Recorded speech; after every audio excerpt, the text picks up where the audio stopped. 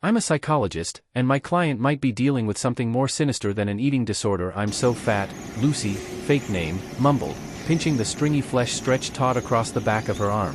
I suppressed a deep sigh. For months into therapy, and there hadn't been much of an improvement. I had tried to close therapy with her and refer her out to someone else. I felt guilty taking her money. But she wouldn't have it. I wondered if I should set an ultimatum. If her family still doesn't show up to participate in therapy with her, I'd have to terminate our sessions. I wasn't getting anywhere working with just Lucy. Didn't understand her parents, and her older sister. They claimed to care, to love her and want the best for her. Yet, no matter how much I emphasized the importance of their participation in treating her eating disorder, especially since she was still a teenager, they never showed up for therapy. I had only seen them twice, when they had stopped by to pick her up and drop her off. On those occasions, I had pounced on the startled parents and herded them to my office, ignoring their startled annoyance and comments about being tight on time. I had drilled in the importance of family involvement in eating disorder interventions, or thought I did, and extracted promises from them to join in future sessions. But that never materialized.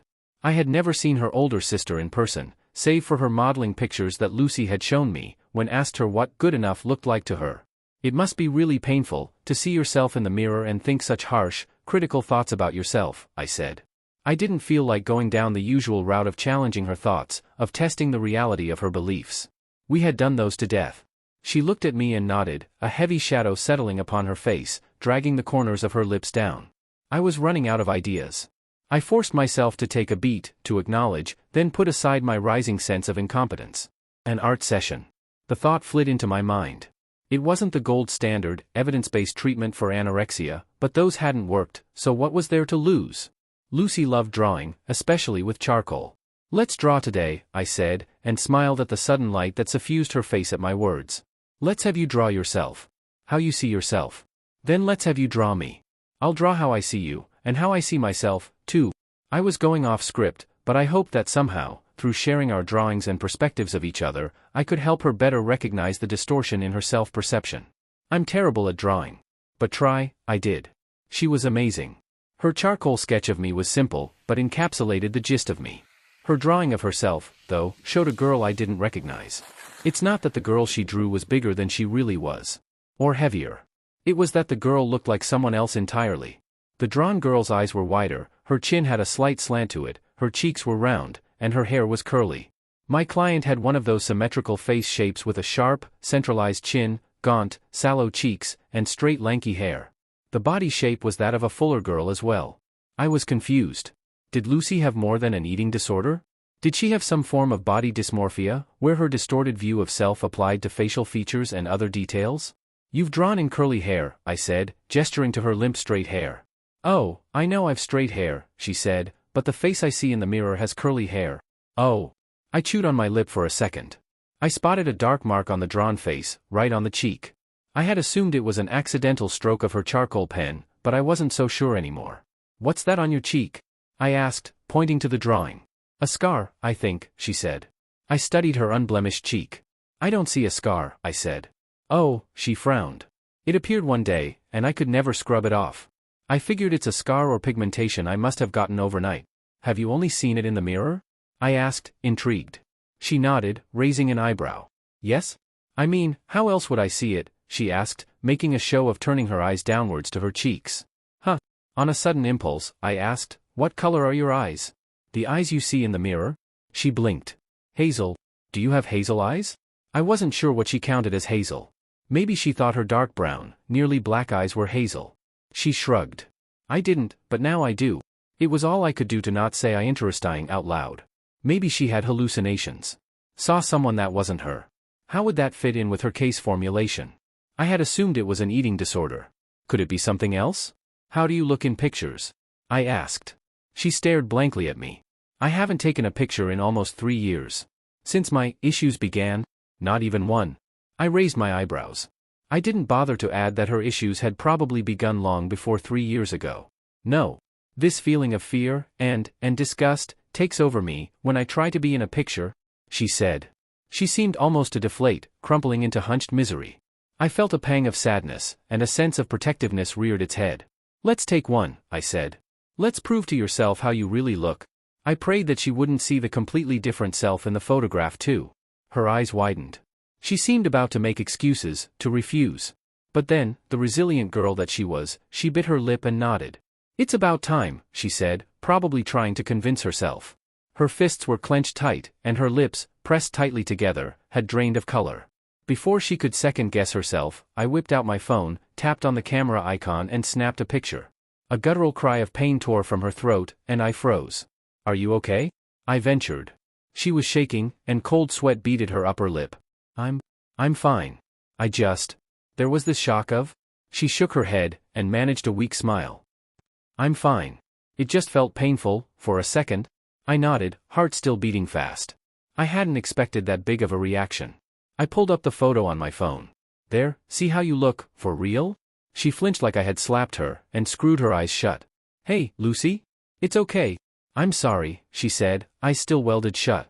Every time someone wants to show me a photo of me, I feel this terror. It's like I physically can't look, like something is stopping me. "I'm sorry. That's terrible. But I'm here, Lucy. Nothing is stopping you. You are in control. You can do this. You've got this." She shook her head rapidly. "You do. Really. It's fine. We can stay here, you can take all the time you need. When you're ready, you can." Before I could finish my sentence, Lucy had flung her eyes open, with a Herculean effort. Her eyebrows shot up, and her jaw slackened. "No way," she gasped. I look so thin." I felt a thrill of happiness. Finally. She saw it. She scurried over to the mirror. "But here, I look. This isn't me," she said, pointing at her reflection. The thrill continued coursing through my body. Most clients with eating disorders saw the same warped view in the mirror, in reality, and in photographs. The fact that Lucy didn't see the weight issues she thought she had in her photographs could mean a wonderful breakthrough. Finally. "Look," I said, turning to her reflection, while also holding up the photo for her to see. "This is how you really look," I said, waving the phone a little. "Your reflection should reflect that." I trailed off, as my voice caught in my suddenly dry throat. I saw her then. The girl Lucy must have been seeing all those long months. The taller, fuller girl, with a mark on her cheek, with curly hair, and hazel eyes that were staring balefully at me. The fury in that girl's face seemed to reach out of the mirror, cross the gap between us, and smack me in the chest. I licked my dry lips and slid my eyes to the left. Lucy looked puzzled as she stared at the photo, then at the mirror. I darted a glance back at the mirror, where an enraged face still stared out at me. I shut my eyes, and felt my breaths getting shallow.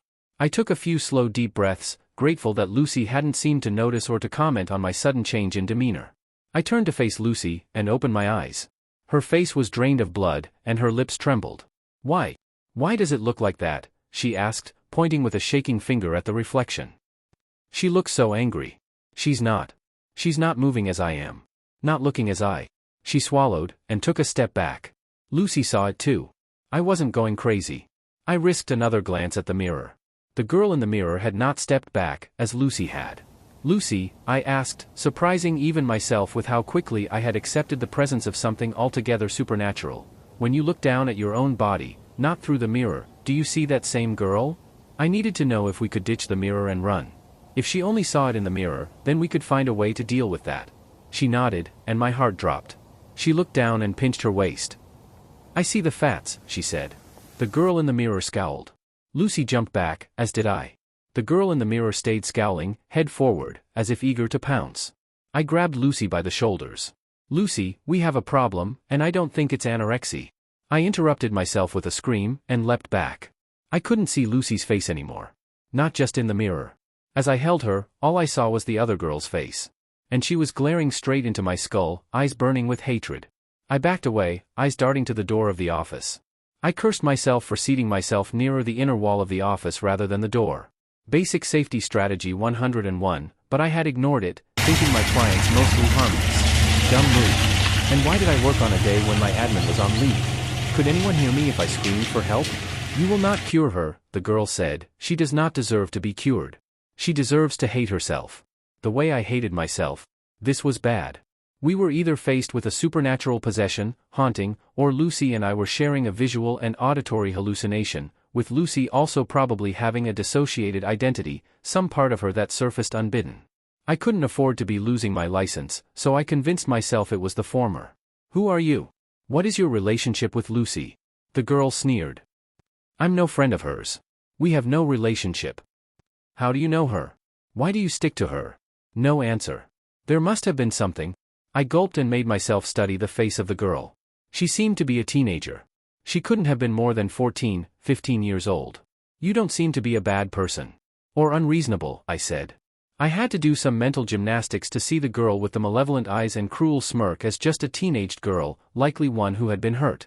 I needed to convince myself of my words, so I could infuse authenticity, sincerity, into them. The girl blinked. She seemed slightly taken aback. She deserves to hurt, she said after a pause, bitterness coating her words. What did she do? The girl was silent for a while. Then, her expression cracked, and a look of pure fear broke through. Lucy's features followed. Help! I can't. Lucy gasped, as if breaking above the water surface for a first breath in a long time. Then she dipped back below, and the other girl's face came back into focus. She snarled. I waited. She was nice to me. Her friend was a bitch. Nasty bitch, the girl spat.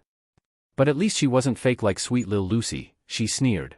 Whatever happened, must have hurt you deeply, I said. The girl blinked again. She seemed thrown off. She continued, her tone still taut with anger, but some of the edge had washed off. Christy was a bitch. Mean to my face. Called me names. Chubby chum chum, fat ass, lard face. She was disgusting. Again, Christy's a fake name.